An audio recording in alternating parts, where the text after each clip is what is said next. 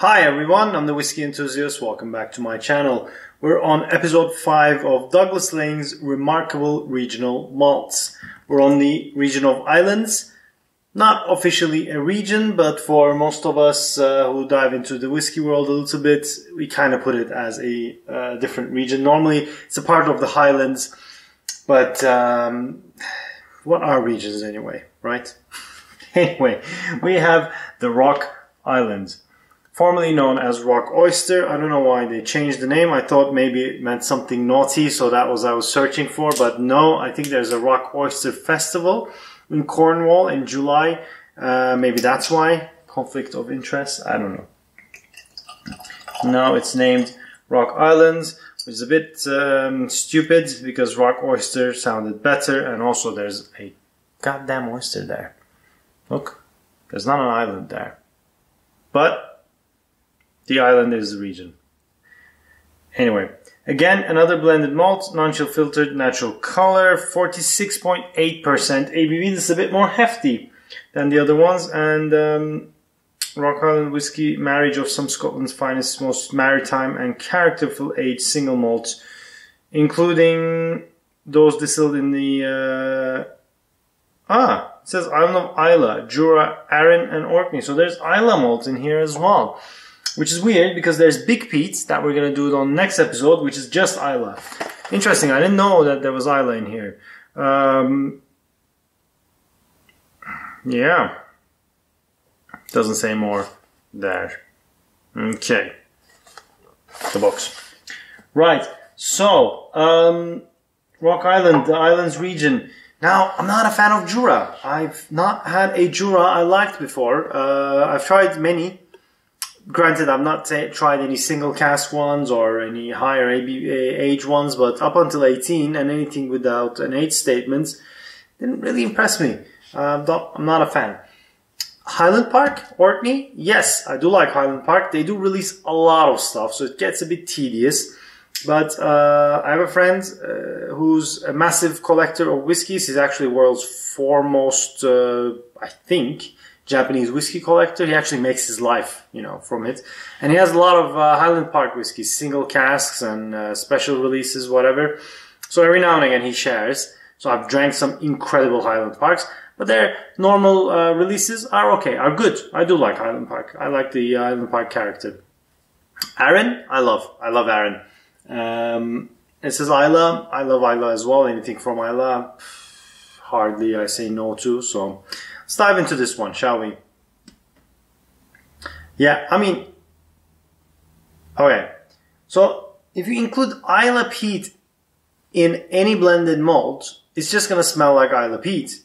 So if you give me this blind, I'm gonna say I'm smelling an Islay whiskey. I don't know where from yet, but I'm smelling it.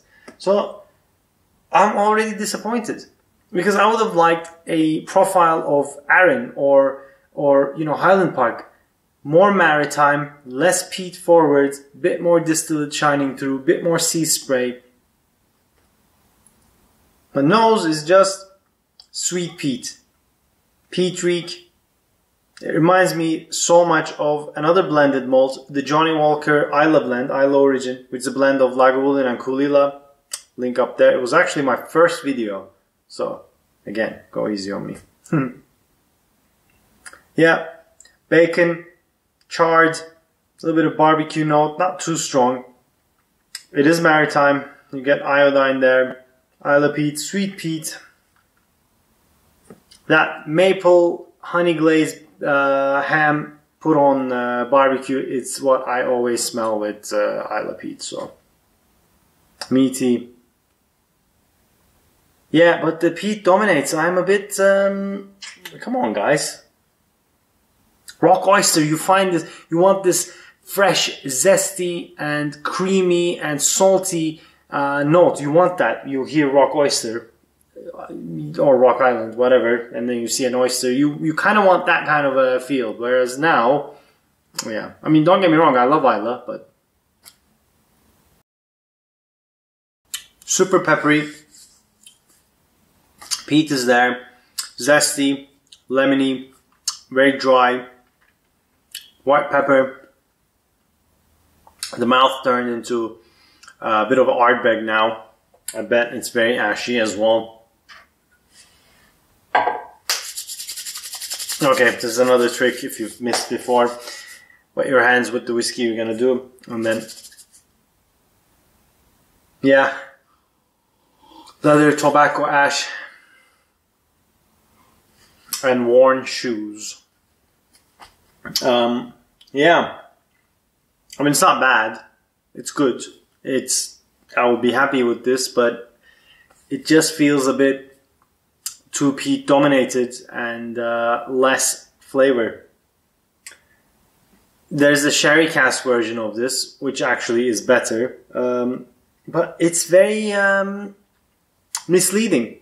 You know, Rock Oyster, Rock Island, you hear, like I said, you want those kinds of notes, whereas now I'm drinking a very nondescript Islay whiskey, like kind of like Portiskeag 8.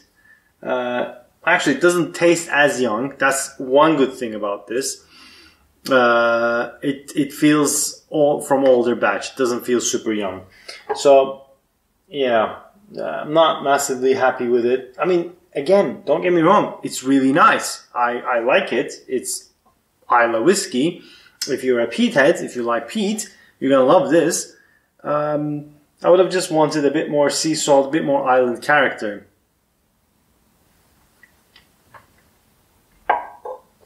I mean, Talisker is island. I don't know if they can get from Talisker, but you have that sea spray. Whereas this one just feels, yeah, they didn't do this one justice.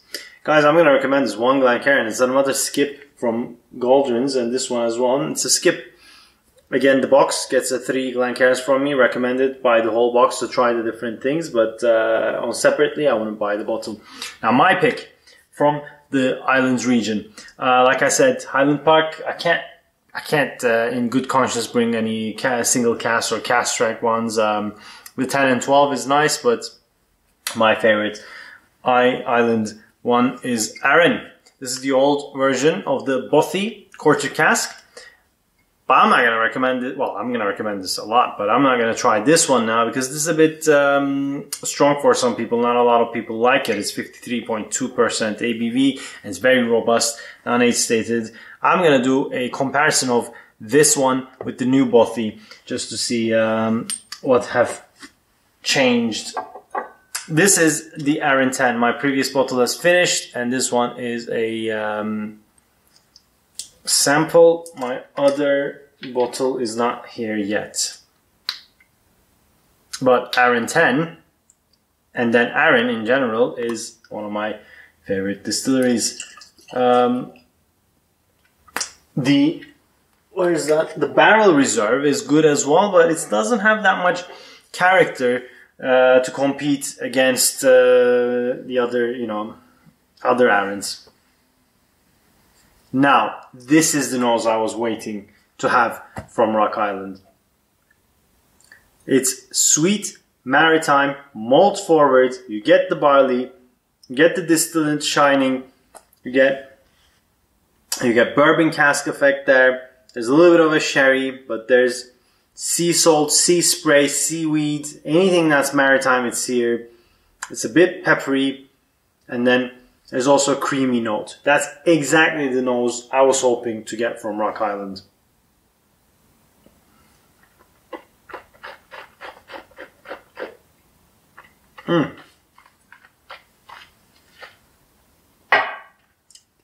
Oh, it's pear drops, gummy bears, peach, apricot. My God, the peach and apricot. The sea spray is still there, with a hint of black pepper. It's almost like a black peppery apricot jam, and peach. Peach and apricot are very, very similar in here. I have the Old 10, which is a bit more bourbon forward, whereas these ones I think are a bit more sherry forward. Jeff from G Whisky is on the same page as me on this one, but it's still really good.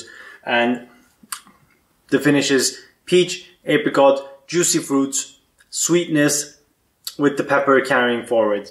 It's a beautiful, beautiful whiskey. I'm going to recommend 3 Glencairns on the Arran 10. Just go ahead and get it. It's not expensive. It's amazing. Rock Island, like I said, only 1 Glencairn. And that's it from me, guys. I hope you enjoyed it. I'm going to enjoy this one now because it's one of those whiskeys. Every time I go back to it, I'm like, yes, this is what I like. We try so many whiskeys in our journey, but some really leave a mark. And they don't have to be expensive. They don't have to be exclusive. They don't have to be unicorns. This is very easily found. They've been producing good 10-year-old whiskey for years at Arran now. Even old batches, new batches, yeah, they vary, but still very, very, very good. Alright guys, I hope you enjoyed this video. This next week is our last one, Big Pete from Islay. I don't know how this is going to differ from that. Well, I know I've tried Big Pete, I actually like it, but we'll go there next time. And I hope you enjoyed this. If you did, please hit the like button. What do you find about Rock Island that you like or what you don't like? Let me know. And Arran, let me know your thoughts on Arran 10. And if you haven't already, please subscribe to my channel. It means a lot. Let's talk in the comments, and I'll see you on the next one. Slanja.